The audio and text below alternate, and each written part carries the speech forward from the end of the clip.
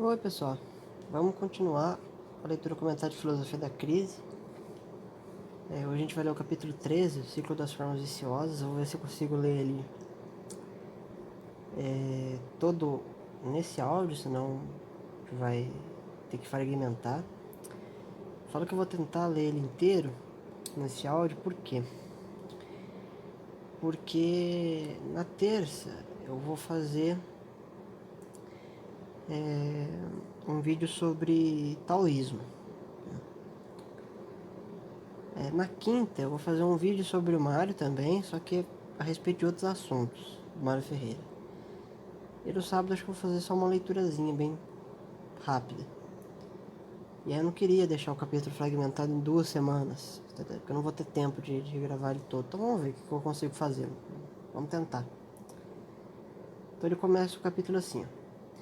Há um ponto de máxima importância para uma boa compreensão da nossa teoria da crise, no que se refere ao homem e aos campos onde ele atua e sofre determinações. Este ponto é, sem dúvida, o da abstração. O verbo abstrahere, em latim, significa trazer. Trahere e de abs, separar, portanto. Nesse sentido etimológico, é que a palavra foi sempre considerada em sua amplitude excepcional. Mas na filosofia o termo restringiu-se mais ao sentido de uma separação mental, isto é, a que é realizada pela mente, e não uma separação física, como a das folhas destacadas de um caderno. Por isso, se consideram como exemplos mais elementares e mais fáceis para entender o que é abstração, as figuras geométricas, por exemplo, destacadas pelas mentes dos objetos nos quais elas se dão. Ou, por exemplo, o nosso próprio exercício de Icásia, né? O próximo exercício de imaginação. Então você vê um pássaro e fala, vou pensar só no bico do pássaro. Aí você fecha o olho e pensa só no bico do pássaro que você viu. Você não arrancou o bico daquele pássaro que você viu, você fez uma separação mental apenas. Uma vez eu sonhei, inclusive, na época que eu era mais maluco, que eu tinha o poder de da minha separação mental ser uma separação física. Então, tipo assim, eu decapitei basicamente a cabeça de todos os meus amigos, sabe? Porque eu pensava neles assim, fragmentado, e eles morriam de verdade. É uma coisa meio desconfortante. Pra eles, né? Não pra mim. A cabeça estava no mesmo lugar. Na abstração há, portanto, a presença de 3 termos: o agente que realiza a abstração, o ato abstrativo e o objeto sobre o qual o mesmo se realiza. Treco full intuitivo. O resultado dessa operação é o seu conteúdo. É comum na filosofia. A gente poderia aqui pensar nas causas de Aristóteles, né? Sei lá, tipo assim, um sujeito que realiza a abstração é a causa eficiente, o ato abstrativo seria a causa formal, o objeto seria a causa material, o resultado da operação abstrativa seria a causa final. Eu acho que ficaria assim.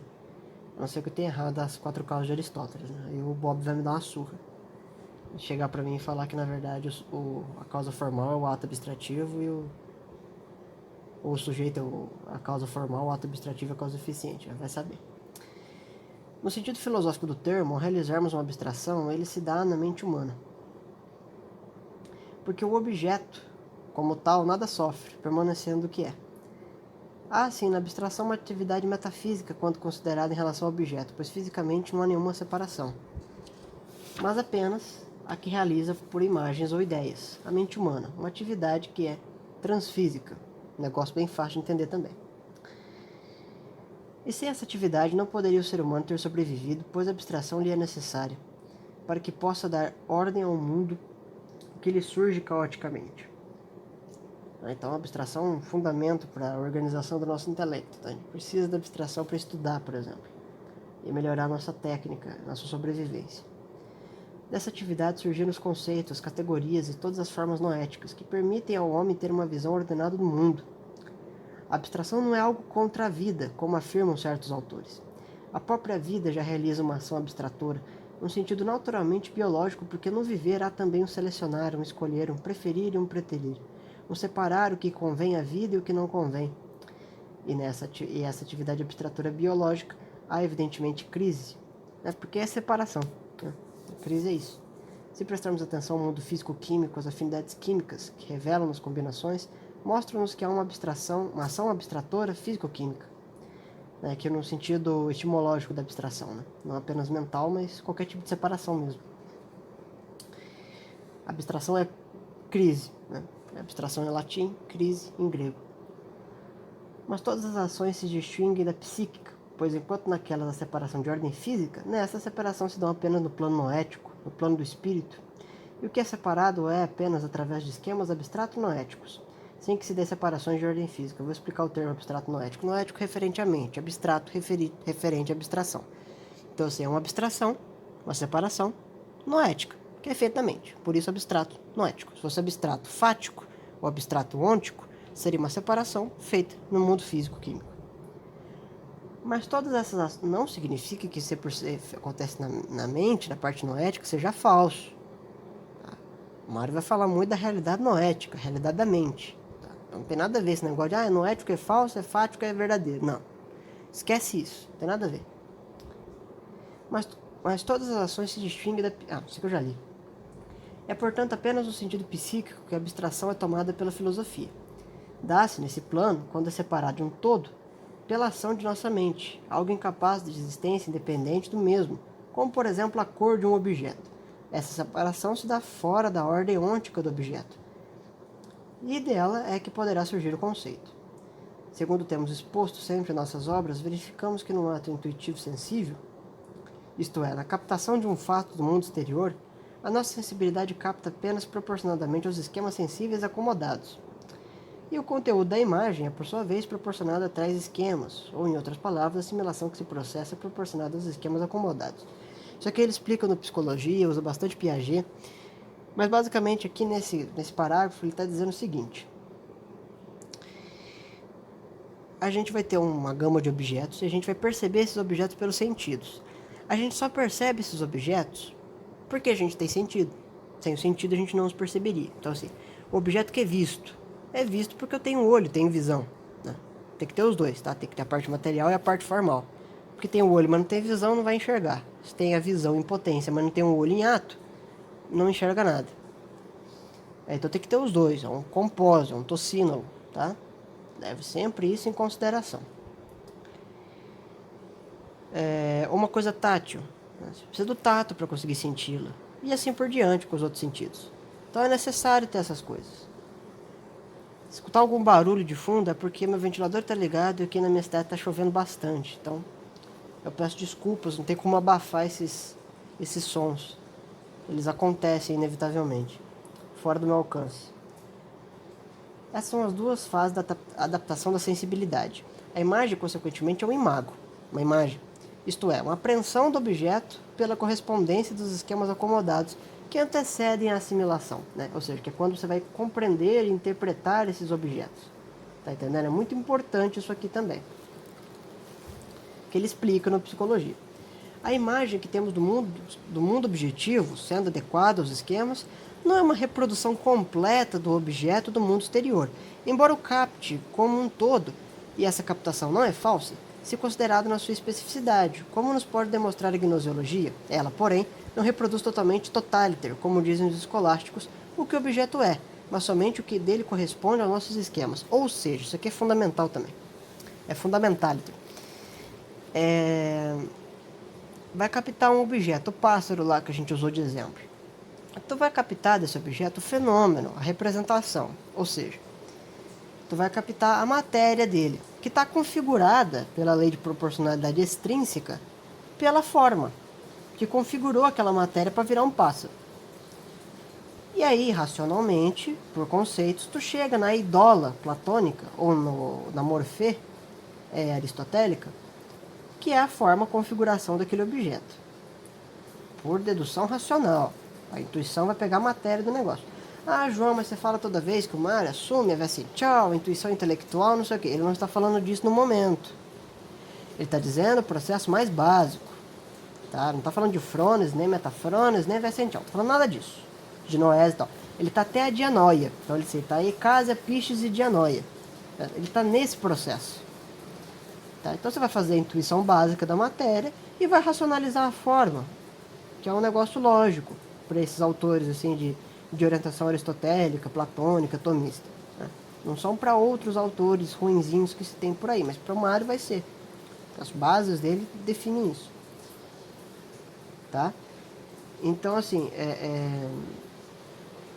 essa intuição ela é feita pelos nossos esquemas e a nossa racionalização é feita pelos nossos esquemas acomodados. E aí tu tem a assimilação, tá certo? A imago é, pois, intencional. Tem um conteúdo psíquico que é dado pelos esquemas acomodados ou pelas... outra coisa também. Não é porque eu estou dizendo que ele está pegando o fenômeno da coisa e o seu arranjo formal que você tem que pensar em Kant. Fenômeno é coisa em si, tá? O Kant não inaugurou esses conceitos não, beleza? Tá? Isso aí na filosofia antiga é outra coisa. Vai pegar um fenômeno sim que você não tem acesso ao eidos, propriamente no seu ato intuitivo. A não ser por uma metafrônese. Mas isso aí já o Mário não está abrangendo nesse livro. Ele vai falar desse negócio de outro momento.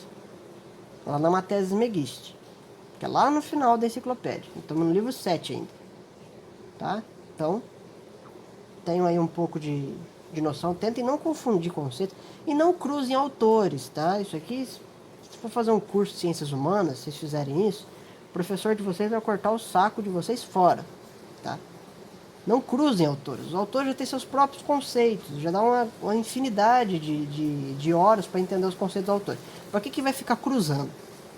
Então, usa os conceitos do autor. Tá? Então, só estou explicando isso aqui com um pouco mais de veemência, que é para não aparecer daqui 3 semanas um doidinho falando que o Mário é kantiano. Porque hoje em dia todo mundo é qualquer coisa, né? Pois é intencional, tem o conteúdo psíquico, que é dado pelos esquemas acomodados pela assimilação correspondente, e ela corresponde ao que é no objeto em totum, na totalidade do objeto, matéria e forma, por semelhança, e não o que o objeto é totalmente, totaliter, isto é, por identidade, que é o eidos, tá vendo? Que eu acabei de explicar. Na imago, há uma identificação entre o intencional e o fundamental do objeto, mas em termos, pois é uma identificação apenas parcial da apreensão psíquica do objeto como um todo, ou seja, pega o total no totaliter, e não uma apreensão dele totalmente como é. Mesma coisa que eu acabei de explicar. Esse fato leva facilmente à compreensão de que na apreensão sensível já se dá uma abstração mental, pois a imago é uma intimização do objeto, ou seja, a imagem, que você não pega o pássaro, corta a tua cabeça, põe ele dentro para você pensar nele. Na hora que você vai abstrair o pássaro, ou pensar na figura representada que você viu do pássaro, naquele pássaro real, ôntico, matéria e forma, tu já pensa numa imagem. Não entra o pássaro. O Hegel falava isso também. A gente não tem capacidade de materializar o nosso discurso pelo discurso em si. Então tu diz elefante, não vai dropar um elefante aqui na sala, você tá entendendo? Ou no meu quarto. Teria que fazer uma invocação pro Miorim. Pra ele aparecer aqui assim, igual os demônios da Ars Goethe. Então assim,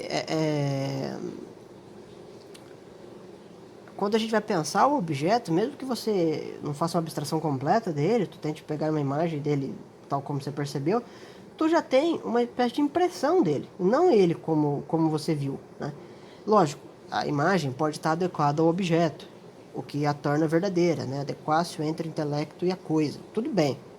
Pode aceitar essa definição sem problema algum. Mas ela já não é o objeto. Ela é a impressão dele. Tem estudos epistemológicos, por exemplo, na Idade Moderna, o David Hume, por exemplo, dá uma diminuída no valor da abstração, ele como um empirista radical, porque ele julga que essa imagem que a gente tem, ela é pequena em comparação à experiência sensível. Né? Acho que, se não me engano, se ele não faz isso, é um outro autor mais pra frente que faz. Que dá o exemplo da praia. Tu tá na praia, você sente aquele ar gelado, fresco, gostoso no teu rosto. Quando tu tá voltando para casa, não tá mais na praia, tu lembra daquela brisa gostosa, daquele momento agradável. Mas não é mais a mesma sensação agradável, porque você não tá sentindo aquele vento mais. Você tem só uma vaga lembrança dele. Um esquema fraco. Não sei se é o Hume que faz isso, mas é um autor huminiano, se não for o Hume. Mas é por causa disso. O Mário está admitindo aqui, apesar de não ser empirista. Ele está admitindo que realmente não é a mesma coisa, mas que tem um valor, sim. Não podemos negá-lo. E não sendo a reprodução do objeto, segundo a acomodação dos esquemas, e não sendo a reprodução do objeto totaliter, ela é menos que ele, se partimos do ângulo do objeto, mas diferente se partimos do ângulo do sujeito cognoscente, que não aprende tudo, mas apenas o que lhe é proporcionado. Né? Por isso o esquema de concreção, né? Tese, antinomia sujeito-objeto.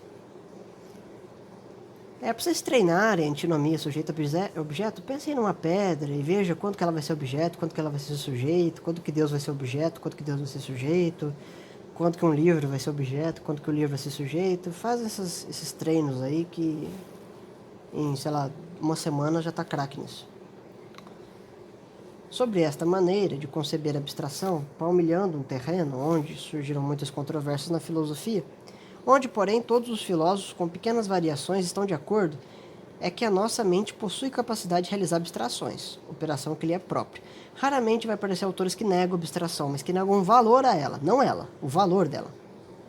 Para negar o valor de objeto, o objeto tem que existir. Quem nega o valor do nada, de nada nega valor. Para a filosofia escolástica, fundada no pensamento aristotélico e platônico, né, que Boaventura, Aquino, Scott, etc., Soares, essa operação abstratória de nosso espírito não elimina propriamente o real, mas se mantém sempre próximo dele, pois capta pela separação do individual, o geral e o essencial, que constitui também a realidade das coisas. Desta maneira, a potência abstrativa do ser humano é uma força criadora, que faz surgir do real, do sensível, o intelectual em sentido restrito, a forma, a essência das coisas, que na intuição sensível é apresentado confusamente. Não é que cria a essência, mas que identifica ela não pela intuição, mas pela razão. Essas são realizadas pelo intelecto agente, não intelectus agem, né, dos escolásticos, nous poéticos, dos gregos, isto é, pelo intelecto em ato. É o que caracteriza a racionalidade, pois esta é a faculdade do ser inteligente para captar, no que é dado confusamente, a ratio, a razão das coisas. Ah, João Pedro, no meu livro está escrito ratio, por que você reproduziu com C? É a lição de latim, tá, gente? A pronúncia. Todo T seguido de I, mais uma vogal ou semivogal, tem som de C. Por isso que eu falo ratio, tá? No livro de vocês não está escrito errado, tá? É a pronúncia que é diferente. A abstração era classificada em abstração total e abstração formal. Na primeira, no caso a total, se separa o geral do particular, como por exemplo a figura geométrica de um determinado corpo. A primeira é chamada abstração total, porque o seu resultado é sempre um todo. E a segunda é formal, porque capta somente a forma. A abstração revela graus. O primeiro grau é aquele que considera os objetos abstraídos da matéria, como por exemplo a forma do pássaro, quando se abstraem as particularidades contingentes e estritamente individuais. Esta é a abstração realizada pela física. A abstração de segundo grau realiza-se sobre a primeira e capta a quantidade, o número, as figuras, os objetos da matemática, a unidade, a dualidade, a oposição e por aí vai. Finalmente, é uma abstração de terceiro grau, que é aquela que concebe as leis matéticas, né, que o Mário fala, os seres que podem existir independentemente da matéria, como por exemplo os anjos, as formas puras, os eidos, Deus e os espíritos puros, que ele já entrou no negócio de mística. Aí ele põe uma nota assim, ó. Para nós, a primeira abstração é segunda, porque é antecedida pela abstração intuitivo-sensível, como já vimos. Depois ele volta a falar disso, tá? Esta é para a filosofia clássica a abstração própria da metafísica. Para dar um exemplo dos três planos, dos três graus de abstração, e aqui queremos referir-nos apenas à intelectual, poderemos fazê-los da seguinte maneira. Num determinado corpo físico, se consideramos as suas particularidades, o que lhe é próprio separadamente, ou seja, o seu volume, a sua massa, etc., estamos na abstração da física. Se dessas particularidades consideramos as suas generalidades, como seja número, figura, estamos no campo da matemática. Enquanto consideramos as leis, as formas, os espíritos puros, se considerá-los como concrecionados na matéria, realizamos a abstração metafísica. Ah, João Pedro, você é burro, você falou que a abstração da forma estava no primeiro, o Mário fala na segunda. Gente, forma para o Mário é eidos, tá? A forma do Aristóteles é eidola, tá bom? Quando eu falo daquela configuração formal, eu estou falando do eidola. Ou da forma aristotélica, caso tenha algum aristotélico assistindo o vídeo. Beleza? Isso aqui a gente repetiu várias vezes, eu vou repetir isso até os, 90 anos de idade, se Deus permitir. Porque eu já vi muito malandro confundindo isso na internet. Nosso objetivo não é formar palpiteiros, tá? Pessoas que sabem realmente do assunto. Então, muita atenção nisso, para não confundir o conceito de autores. Deve-se, no entanto, considerar também como abstração metafísica de grau inferior, pois em todas elas vão separar transfísico. É sempre metafísica a abstração, desse ponto de vista psicológico, lógico, né? Sempre pensando nisso também, o Mário explicou isso no começo do capítulo. Um estudo filosófico da abstração, no qual se tentasse justificá-la, levaria a penetrar em amplo terreno, que já invade o setor não só da filosofia geral, como especialmente das disciplinas como a gnoseologia, a psicologia e as metafísicas particulares. Infelizmente vou ter que parar por aqui, porque eu tenho que fazer umas paradas de faculdade, muito importante. Tenho que terminar de ler um livro de Aristóteles aqui, que eu estou relendo ele. E a releitura dele pela terceira vez está sendo bem mais produtivo do que as leituras anteriores. Eu preciso dormir, que amanhã eu tenho que acordar cedaço. Então não vai dar para acabar o capítulo. Eu tento... Qualquer coisa eu tento fazer no sábado, semana que vem, sei lá. Eu vou pensar, estamos ainda no domingo. Tem bastante tempo aí pela frente, tá? Mas eu agradeço a companhia. Terça-feira a gente se vê aí falando de taoísmo. Olha que coisa legal.